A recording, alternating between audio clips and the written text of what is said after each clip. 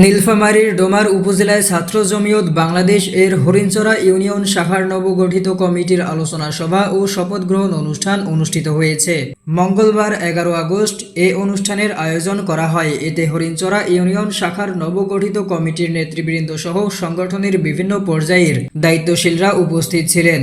অনুষ্ঠানে উপস্থিত ছিলেন নবগঠিত হরিণচরা ইউনিয়ন কমিটির সভাপতি মাওলানা মাসুম বিল্লাহ, সাংগঠনিক সম্পাদক মোহাম্মদ নীরব ইসলাম, আহ্বায়ক মাওলানা হুসাইন আহমদ এবং জমিয়তে উলামায়ে ইসলাম বাংলাদেশ ডোমার উপজেলা শাখার অন্তর্গত হরিণচরা ইউনিয়নের দায়িত্বশীল মাওলানা মাজদুল ইসলাম সহ অন্যান্য নেতৃবৃন্দ।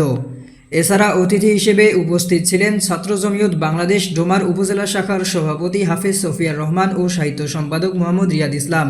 অনুষ্ঠানে বক্তারা সংগঠনের সাংগঠনিক কার্যক্রম আরও গতিশীল করা, দায়িত্বশীলদের মধ্যে সমন্বয় বৃদ্ধি এবং সংগঠনকে তৃণমূল পর্যায়ে আরও শক্তিশালী করার বিষয়ে বিভিন্ন দিক নির্দেশনামূলক বক্তব্য দেন। পরে ছাত্র জমিয়ত বাংলাদেশ ডোমার উপজেলা শাখার সভাপতি হাফেজ সফিয়ার রহমানের নেতৃত্বে নবগঠিত হরিণচরা ইউনিয়ন কমিটির শপথ গ্রহণ অনুষ্ঠিত হয়। শপথ গ্রহণের মধ্য দিয়ে অনুষ্ঠানের আনুষ্ঠানিক কার্যক্রম শেষ হয়।